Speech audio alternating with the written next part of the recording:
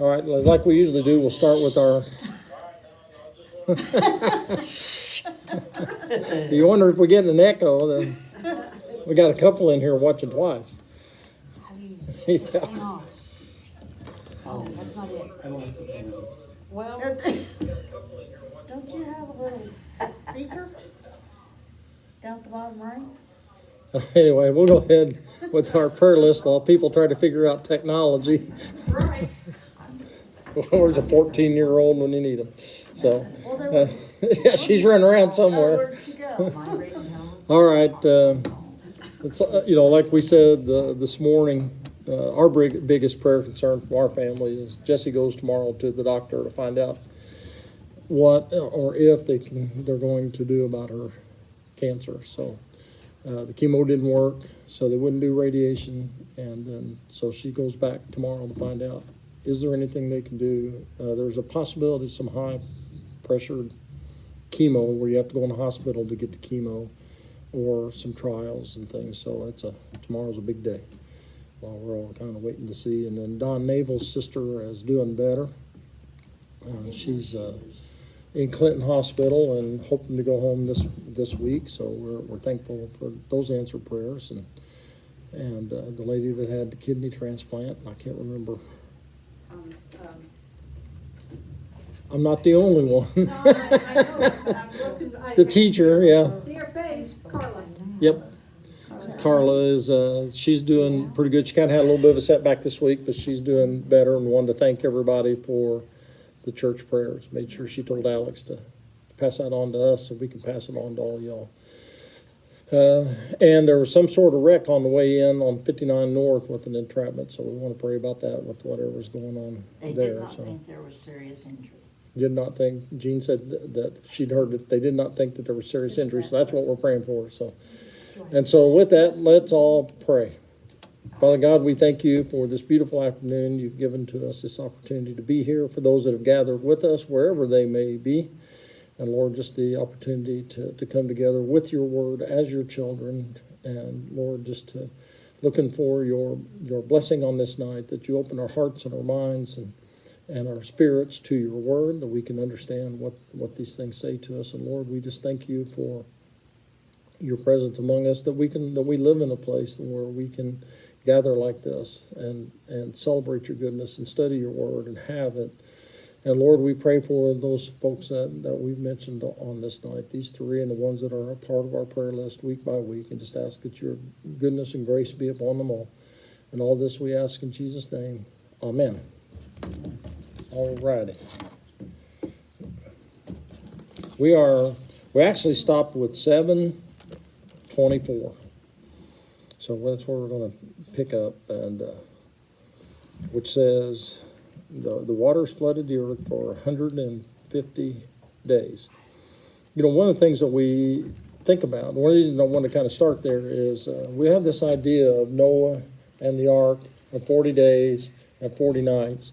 But that was just how long it rained on the first time around. And there was a lot more about it. And even the fact that it was 150 days that I think is after the 40 days, which is 190 days, which is just about what when it comes to the calendar? A little over 6 months. A little over 6 months. They've been in this boat already at this time. And it's 150 days that they've been in there, and the last, according to what we read, the last interaction they had with God was when he did what? Shut the door. Shut the door. So it's been either 150 or 190 days. They've been in that boat with no word from God even. And that would make it even longer, you know, plus just we were all complaining because we had about a week of rain off and on. And 40 days where it's absolutely pouring and you're in a place that only has lights around the top and all that, it would have been astronomical just to understand what Noah and his wife and his 3 sons and their wives went through. With that, we have a tendency to sugarcoat it, and they went through quite a bit, and it's not over. So, chapter 8. But God remembered Noah and all the wild animals and the livestock that were with him in the ark. And he sent a wind over the earth, and the waters receded. Now the springs of the deep and the floodgates of the heaven had been closed, and the rain had stopped falling from the sky. The water receded steadily from the earth. At the end of the 150 days, the water had gone down. On the 17th day of the 7th month, the ark came to rest on the mountains of Ararat. The waters continued to recede until the 10th month, and on the first day of the 10th month, the tops of the mountains became visible. So, it says, God remembered Noah. Do you think he'd forgotten Noah? So what's it mean then?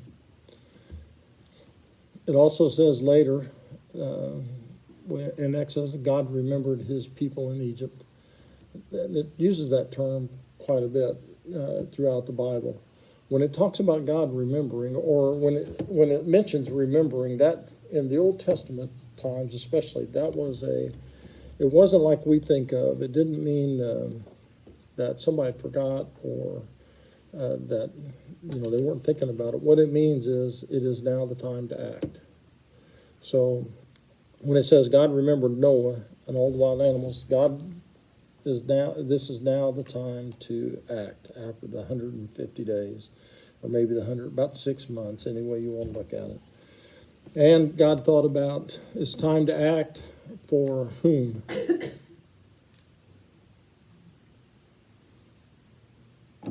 For Noah, the wild animals, the domestic animals. God was thinking of them all. So it tells us that all of this is in God's plan. It wasn't just that he was thinking about the people. He gives it 3 categories: the people, domestic animals, wild animals, everybody that's on the ark. And so then what does he do? Sound wind. Send the wind in. Sends wind. And what's that sound like? Sends wind upon the waters of the deep. Huh? Well, that too. I've been better off if I come the other way.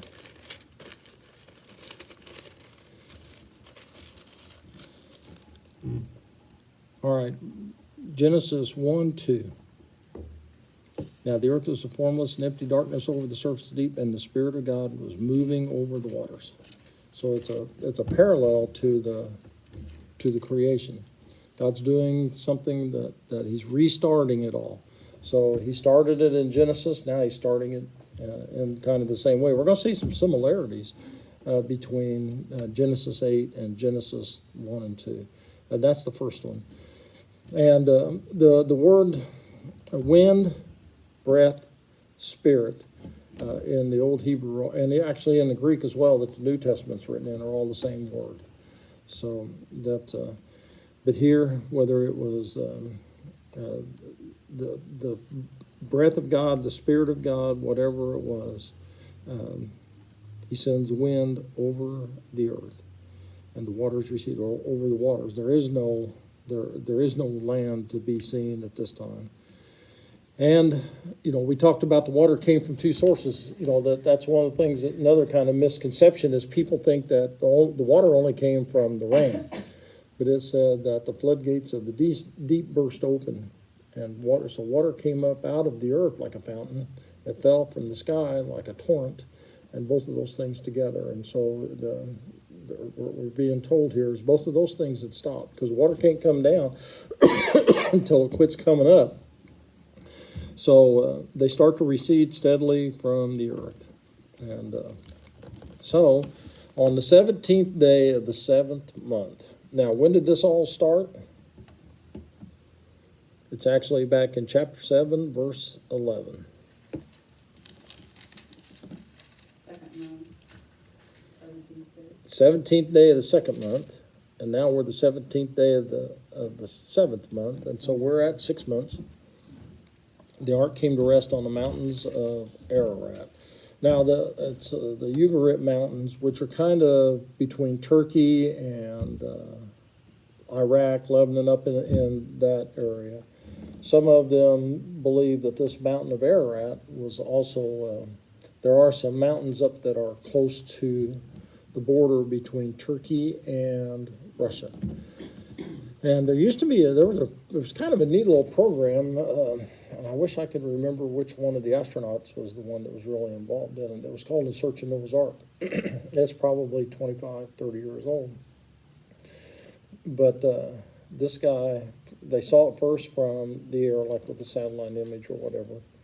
And they got up once and found something up on top of one of the mountains, and Ararat, or one right next to it. There's a whole mountain range called the Ararat Mountains and stuff too. So whether it was that mountain or that mountain range, but they thought it looked like the ark. It was about the right shape.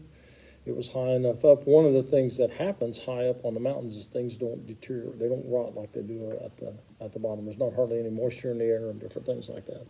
And they thought they had found Noah's Ark.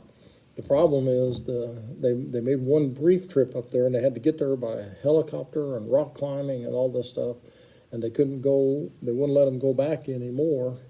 And not for any religious reasons. It was too close to that border with Russia, and there were some accusations the first time about spying and all that, and they didn't want an international incident, so at least that's what they claimed, so they wouldn't let them go back and look anymore. You know, it's one of those things that I don't think it matters. You know, you either believe in the ark or you don't, you know, and it either comes to a matter of faith or it isn't. You know, is it science? Is it faith? Do you believe, or does somebody have to have evidence to show you? Because there's a lot of other evidences in the world that some of them we're going to talk about a little bit tonight. So now, and the ark came to rest on the mountain on what day? 17. 17th day. 17th day of the 7th month. And so then the waters continue to recede. And on what day did the mountains become visible? First day of the 10th month. 2.5 months later.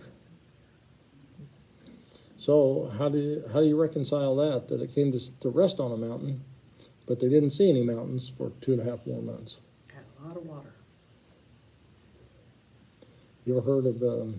Yeah, that's what I heard of. It just goes there and just didn't have anything to stick to, and it just kind of floated off. Running aground.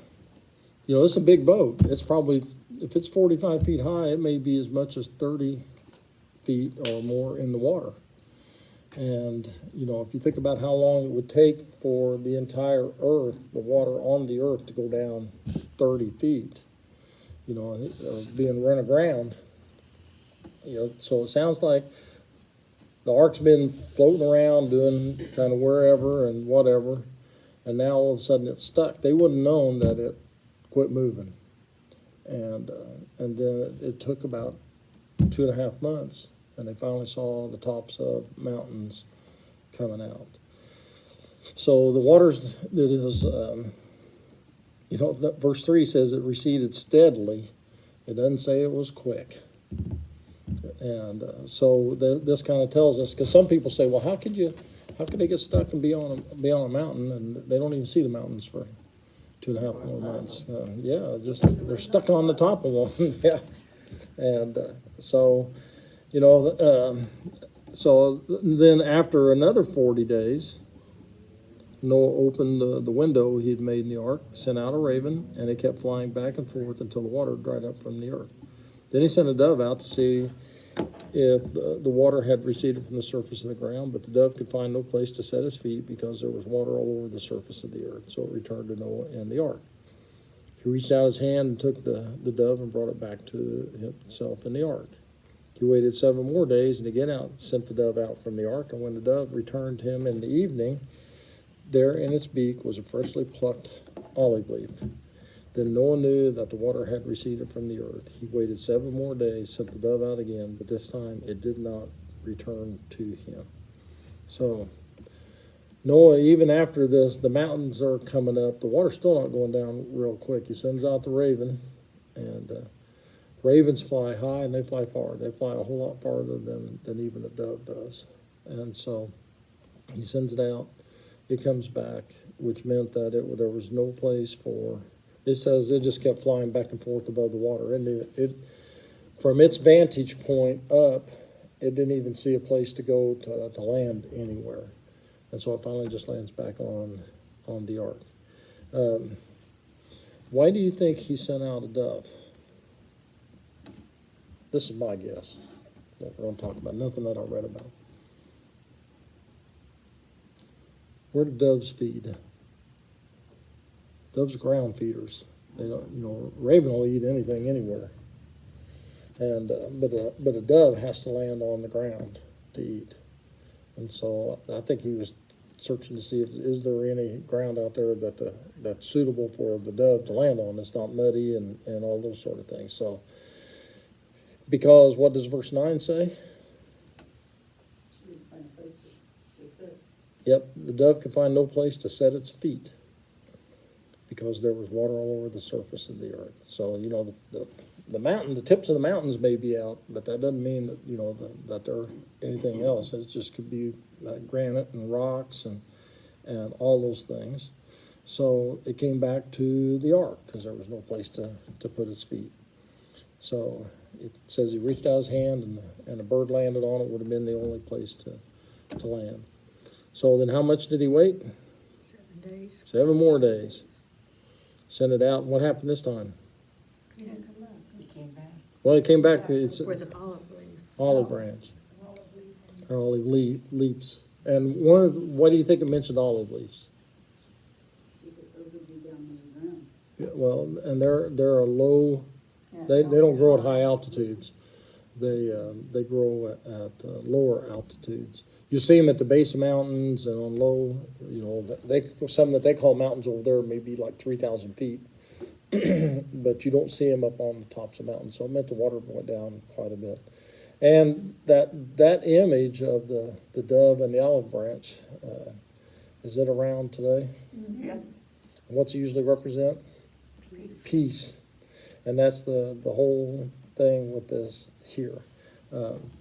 And that God had brought peace upon the earth. And that whole thing goes, that you see with the dove and the olive branch goes all the way back to this story.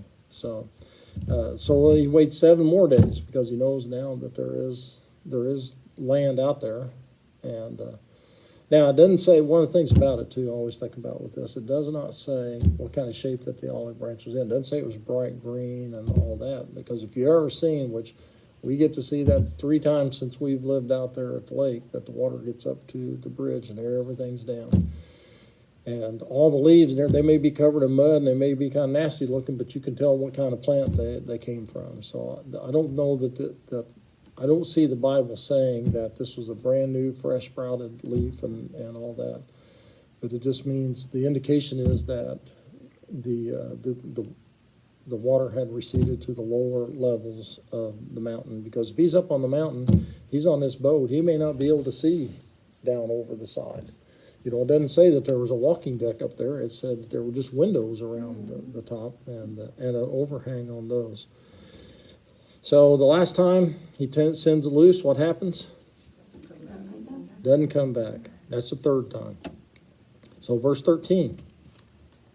By the first day of the 1st month of Noah's 601st year, the water had dried up from the earth. Noah then removed the covering from the ark and saw that the surface of the ground was dry. By the 27th day of the 2nd month, the earth was completely dry. So now how far, what was it in chapter 7, verse 11? The 5th month. No. 2nd month, the 17th day. 2nd month, 17th day. Now where are we? Of the 600th year of Noah's life. Yep, he was 600 years. In verse 11, in 600, Noah was 600 years old, 17th day of the 2nd month. Now he's 601. And it's what month? 2nd month and what day? 17th. So it's been a year and 10 days he's been on the ark. A year and 10 days on the ark. I mean, I want that to sink in. A year and 10 days. Randy said, no way. Yeah, I'd be crazy. Noah said poor Noah. Yeah, poor Noah. How Yeah. old to be doing that? I'm sure Oh, he'd man. have us by then. So That's how long it takes for the earth to be completely dry. Now, he can see that that it's completely dry, but has he left the ark yet? Nope. Let him out. We're going to get to that now. Verse 15. Then God said to Noah, come out of the ark, you and your wife and your sons and their wives. Bring out every kind of living creature that is with you, the birds, the animals, and all the creatures that move along the ground, so they can multiply on the earth and be fruitful and increase in number upon it. So Noah came out with his sons and his wife and his sons' wives, and all the animals and all the creatures that move along the ground, and all the birds, everything that moves on the earth came out of the ark, one kind after another. So God's the one that told Noah, get on the ark. God shut the gate or shut the door. So, you know, Noah, it says Noah removed the covering from the ark. Now, whether that was the roof or what, it didn't say he opened the door. It said he removed the covering, which might have been what was over the, you know, covering is usually what's on the top. And to see that it was completely dry. This is first really view of it. And then he waits, and whether it was that day, the next day, or whatever, God finally says to Noah, come out of the ark. So God told him, go on the ark. God tells him, come off the ark. You know, that's that thing about Noah serving God and doing exactly what God told him to do. And then bring out every kind of living creature that's with you. Now that's a little different, because how did the creatures get in there? God told them to go. They came in just like God ordered them to. But now God's telling Noah, bring them out. And every living creature that is with you, birds, animals, all the creatures that move along the ground. And what's their purpose? Multiply and be fruitful and increase in number. What's that sound like? In the beginning, chapter 1, verse 22. Well, and every time, you know, it made the birds be fruitful and multiply. Made all the amphibians and all those things be fruitful and multiply. Made the animals upon the earth be fruitful and multiply. Here he just gives it to them all at once. But it's the same blessing to the animals to be fruitful and multiply. So, did Noah come out? Mm-hmm. Yep. And it says, and it's in the same order. God said, Noah, come out. You, your wife, your sons' wives. How did they come out? Same order. And then all the animals, the creatures that move along the ground, everything that moves on the earth came out of the ark. And how did they come out?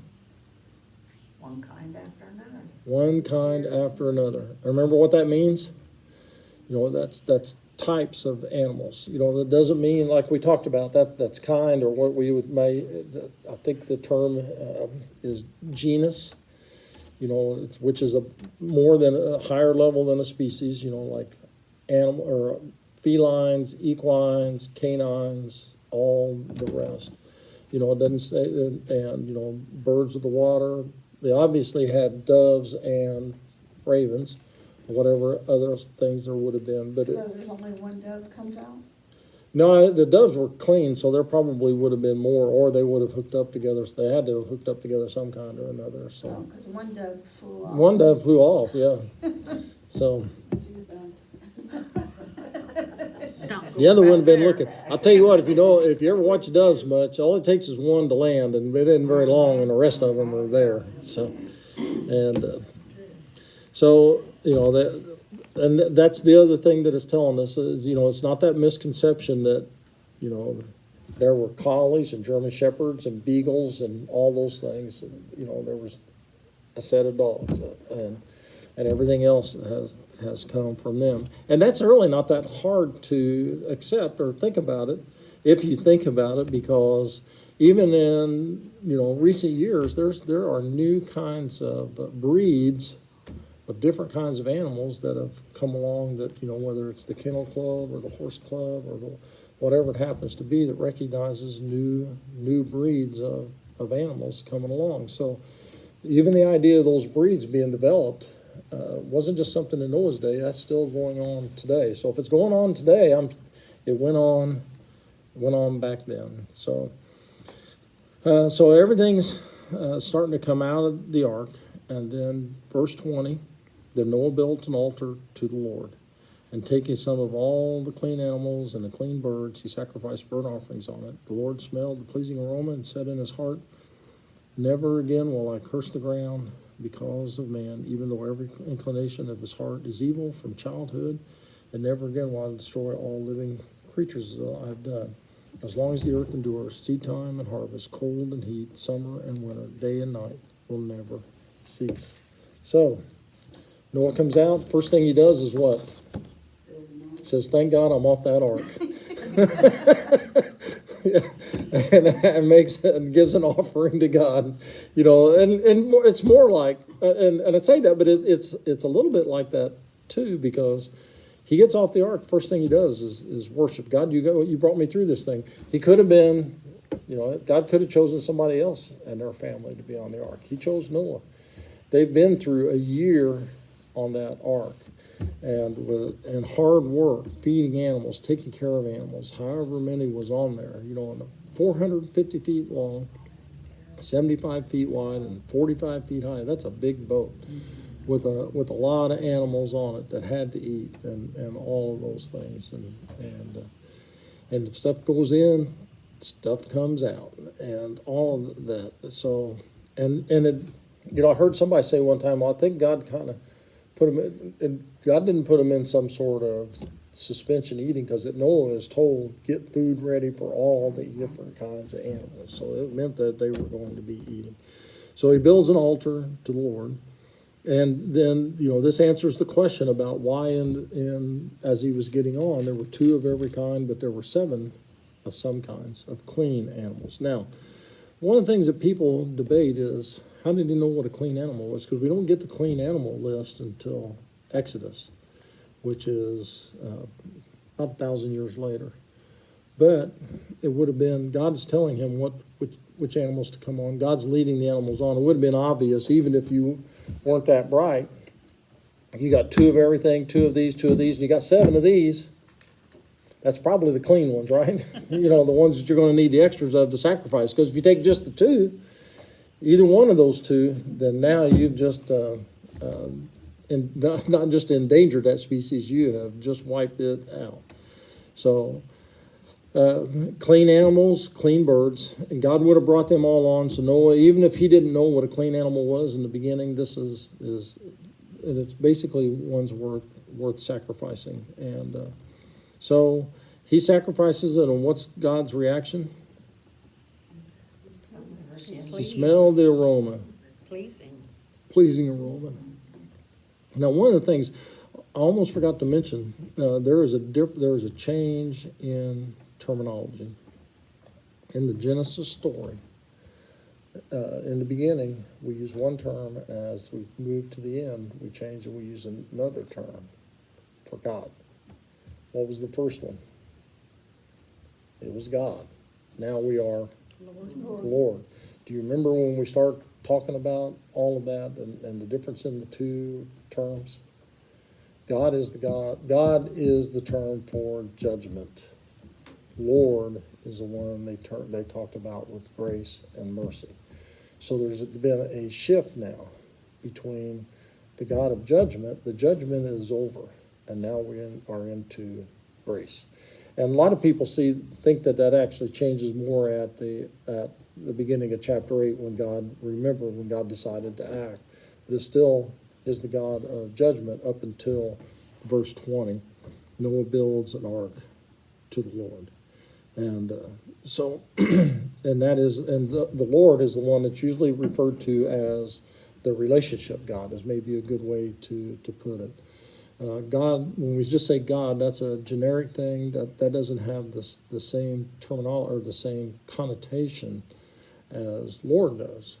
Lord is somebody that you serve, you trust in, all those sort of things. So, so we've moved now to from judgment to grace and mercy, and so that's why we see that. And what do you think it means that God smelled, or that the Lord smelled the pleasing aroma?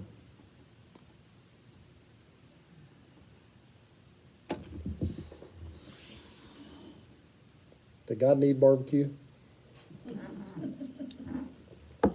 I'll tell you what, there's not much smells better when you're driving down the road than smelling the pleasing aroma of barbecue. The boys and I call it charred flesh. There's nothing smells like charred flesh. Because so,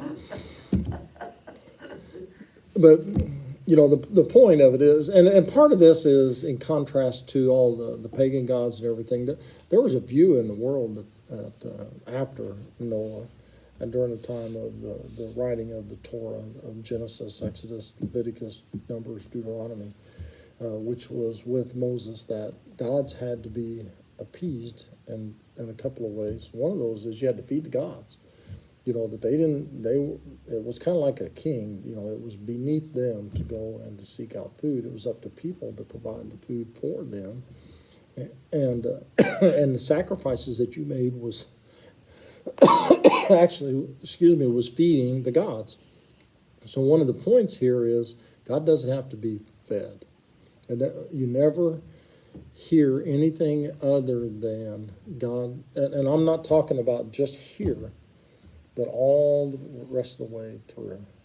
When it talks about the sacrifices through the rest of the Old Testament, it always talks about the pleasing aroma to God. And what it is that whole idea of worshiping, of making that sacrifice, of making it from something that is of worth. You know, that's one of the things as we move through and we read about the sacrificial system and all that. You know, what kind of animals did you give? Besides being clean, they had to be unblemished. They had to be perfect animals. You weren't allowed to give the ones that had blemishes or defects, is what we would call them today. You know, that one of them that you couldn't sell or you couldn't do, so I'm going to sacrifice that to God. I'm going to give that to the Lord. People do that today. Some of the times people drop off stuff here. It's that kind of thing. But you know, when you give your best, and that's what pleases God. It was the act because of worship, because there wouldn't have been an aroma if Noah hadn't been sacrificing. So that it's an acknowledgement that God sees what's going on, understands what's going on, has a sense of smell, right? Because we're created in God's image, and we have a sense of smell. God has a sense of smell. I'll bet you never thought about that God smells things. And that's what it says there. The Lord smelled the pleasing aroma and said in his heart. So at this point in time, he's not said this to anybody else. This is a kind of an oath that God makes to himself. That never again will I curse the ground because of man. So, you know, there has been, what was the original curse of the ground? That it wouldn't produce as easily. Yeah, it was, and leaving the Garden of Eden, that the ground would not easily produce, that would have thorns and weeds, and that man or people would have to work the ground and basically fight against those things upon the earth. So that this kind of goes back to the Garden of Eden as well, that God said, I'm not punishing the ground because of people anymore. And because man is what?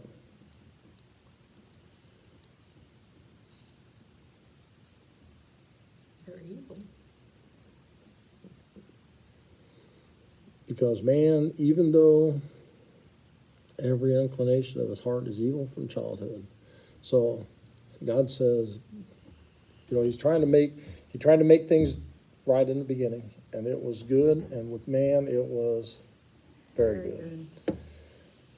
And then people screwed it up, and we see that line of Cain, with things just getting more and more evil. We saw the line of Seth that ends up with a person like Noah. Had Enoch that walked with God and was taken straight to heaven, with Noah, who survived the flood.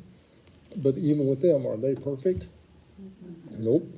Every inclination from their heart from childhood. Now, one of the things about it is that there has been, and actually it started back in about the time of the Revolutionary War in the mid-1700s. that people are intrinsically good and society makes them bad. And that was a Frenchman of some a name about that long to come up with that to begin with, and which goes totally against the Bible, because the two different views are either you are born with those things in you, or you are born in what we call the incarnate sin. You're born imperfect, and if left to yourself, you will go the evil path. Versus those that say everybody is born good, and it's either what they're taught, what they experience, all those things that has forced them to be evil. And there, to me, there's just a lot of science that does not back that up. There, one thing we've talked about a few times. One of the greatest demonstrations of the incarnate sin is that kids will lie before they can speak. And if you ever watch a little one, before they can talk, and you tell them, don't touch that, don't touch that, don't touch that, or whatever it happens to be, or you can't eat that, or whatever.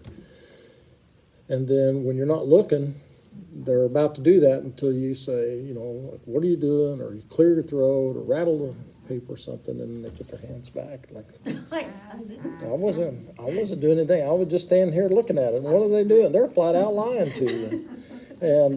And so that kind of shows it. But the other thing too is that, and if people are really good, and it's what society does to them, there's too many things that are wrong in that. And there's the whole idea too that's come up since the 60s about environment versus genetics and all those sort of things. But if it's truly environment, then why aren't everybody the same in their attitudes and their convictions and all that? They're raised in the same households. If it was truly environment, then it would be that way. But it's not always, just we have that part that's evil in us. And if you think that everybody is good, and here's the other thing too, that I think shows that people aren't inherently good. The number one thing we teach our children as they're growing up is how to be polite and respectful, although there's a lot of people not teaching a whole lot of that anymore. But how many times when y'all had your kids and you had to tell them thank you. Go open the door for somebody. Go pick that up for them. If people were inherently good, would you have to tell them over and over and over again? It would be in their inclination to always do those things. But we don't see that those, we have to remind them. We have to tell them. It's the number one thing that people do is with little kids is telling them to go say thank you. And yeah.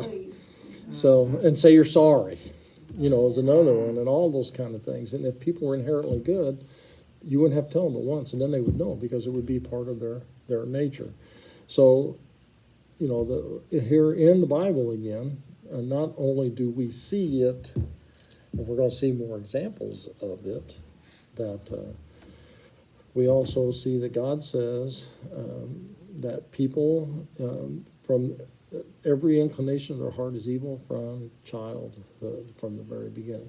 And David says, in sin I was conceived, and in sin I was born. He doesn't mean that his parents weren't married or anything like that. He means that he's talking about that incarnate sin was made in me from the time that I was conceived until I was born, and all the way through. And so this is one of those that tells us that we still have that evil nature. One of the things that the New Testament, a lot of Paul's letters, the ones that are usually called by the towns and a few of them by people's names, is the battle between the flesh and the spirit. And the flesh is the body and our inclinations and all that. And I read one time that there was one of the sociologists, psychologist, psychiatrist, something along that behavior, one of those kind of things, said that all the things that lead us wrong are a part of us by nature. That is greed, want, envy, jealousy, all the things that make us better people. Appreciation, thankfulness, and goes down a list of those things have to all be taught. That this was a person that was teaching at UC Berkeley, which is not the most conservative place in the world, but even with that had recognized those things, that the stuff that we do good and the good inclinations we have are something that has to be taught in us, but to leave those things alone. And we tell our kids, don't do that, that's bad. Don't do that, that's not what we do. That's not how you act. Go ahead, Jean.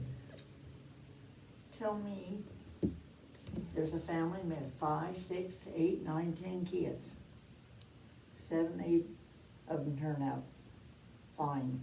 They've all been raised under the same roof. Mm-hmm. You've got one, maybe two, that break every law and every. Yeah, we're going to get to that here in about a half a chapter. But, and that's the point. If it was truly about everybody being born good and about your parents and all that, then everybody in the same household would all be the same. My grandma raised 12 of her own and raised about 4 or 5 more, because she married a guy that was a widower, and then he died, and she had his kids, and then she married my grandpa. Well, she and he had one, and she married my grandpa, and between the two of them, they had 11. So, She needs a crown. yeah. We need the lesson on you. Yeah, they need electricity in their house. Right? Get And a they need hobby. the TV to watch. And the thing that this is going to get way off and kind of. They had a 4-room house and they were still having kids. So I'll just leave that alone. But only had 2 bedrooms, theirs and everybody else's. So, and, Back when the old days. yeah, I'm telling you, they still had that house, the same house when I was in high school.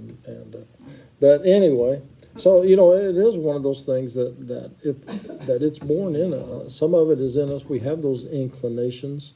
Those inclinations have to be overseen. Now, one of the things here too is that God, as He reset things, He did not take away one of the most fundamental things of humans that He put in Adam and Eve. And what was that? It's what got them in trouble, actually. Well, it was their actions, but it was having that ability that got them. Temptation. No, Free will. free will. God didn't take away free will from Noah and all of them, even though, He says their inclination of their heart is bad from childhood. Did He take that away? No. God doesn't want robots. One of the things that is one of the things that would that does separate us now from animals, is that we have free will. If we don't have free will, and then we are not much different than the animals. So, we still have that, and God knows that we have that. And actually through Christ, He made a way for us to overcome that. The sacrificial system was what helped them to do that in the Old Testament. But here, God is acknowledging that every inclination from heart, and so it doesn't start to me. It's when in the old language, it actually means from early childhood, from the time you're a baby, from the time you're born, or whatever. Some of them take that to mean that from that age of reason or whatever, but that it doesn't indicate that that kids are. There are some people that think that all kids are good, and it's only because of all the things that happen to them that they become bad or don't do the right things. But that's not the case either. You have to teach your kids, don't take that from them. That is theirs. And even what is their view of fairness. Fairness isn't that you didn't get your way, which is what usually when they say that's not fair, that's usually what that means is I didn't get my way. which I think I've told you before, my dad had said it the best. He said, fairness is a relative term. It all depends on whose relatives you're talking about, because everybody has a different view of what is fair. So anyway, here it is that we are sinful creatures. We have free will. We can make our decisions, and God has wiped that out. He has kept the better of the kind. I don't know if you call them the two choices. Like I said, we had the line of Cain that just got worse and worse and worse, to where everybody was like that. Seth started better, but it even got to the point that nobody was worth saving other than Noah and his family. So God says, and never again will I destroy all living creatures as I have done. So, you can see this in two ways. One of them is that it is totally one of destruction, but it's really one of destruction and cleansing. God has made it new. Everybody gets a new start. Animals get a new start. The earth gets a new start, and all of that. So he says, as long as the earth endures, seed time, harvest, cold, heat, summer, winter, day and night will never cease. So time's not going to cease as long as the earth is there. And when does the earth cease? At the final time of judgment, the earth is dissolved and God makes a new one, a new Jerusalem. We had that in the next to last chapter of Revelation when we went through there. So, so this is saying that everything's going to go until the earth is no more. God's not going to destroy the earth again. So a couple of things about, kind of some side notes about Revelation, about what we had here. And I was looking again make sure I didn't have my papers. Because I had two maps to show everybody. And I had them last week sitting here. Understand. No, there's nothing on the stand.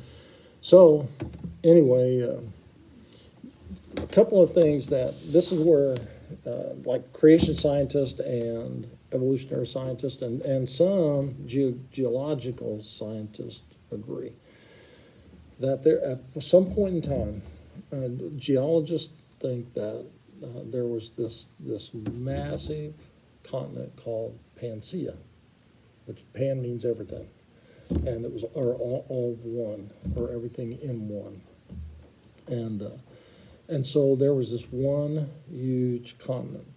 And if you stop and look at the way and that's what I had, was a map of the earth and a map of all the continents put together. I had it, and I had it sitting right here last week, and I couldn't find it. We got ready to leave and didn't have time to print another one. But anyway, they all fit together like a jigsaw puzzle. If you stop and think about how Africa has a big bulge on the west side, and then what do you see between North America and South America? You got this big bulge, and and so they fit this thing all together. And kind of the west coast of North and South America would have been the edge of this continent, and China being the other side, and everything just kind of rolls together. And and they teach that even in school today. This has been something that was developed in the 1850s by a Christian theologian, basically, that kind of looked at the map and said, these things look like they all fit. And so then they come up with this idea that says that how did you get from 1 to 7? Well, we have this thing today that they call plate tectonics. That the earth is they see it as still moving. That's what, we have fault lines, and all these fault lines are what kind of blow up and move things along and all that. And so there we go. That's it. So, and so the question becomes, how do you get from 1 to 7. And how did that come about? Well, you can see it in one of two ways.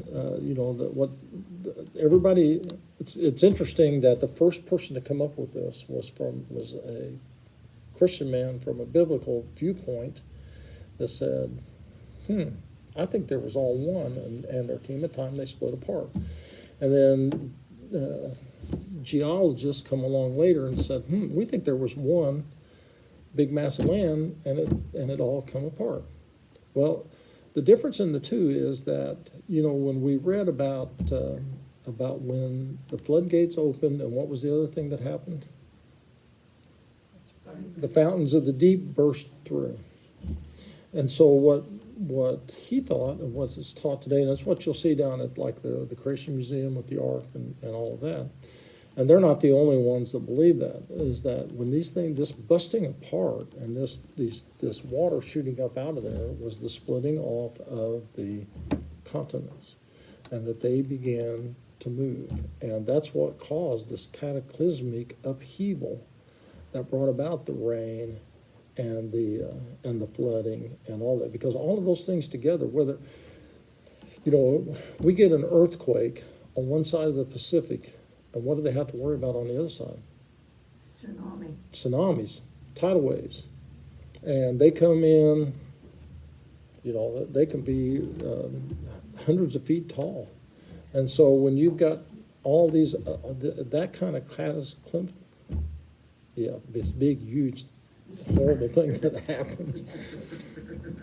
All those things began to occur. That water comes shooting up out of those splits, and things move. Now, the difference between the two, and this is kind of like what we talked about in the original, is they agree, the biblical scholars and the geologists agree that there was one, it became 7. Where they don't agree in is how fast did it occur. The biblical people say that it happened in that year that Noah was on the ark. That's what brought about all of those things together.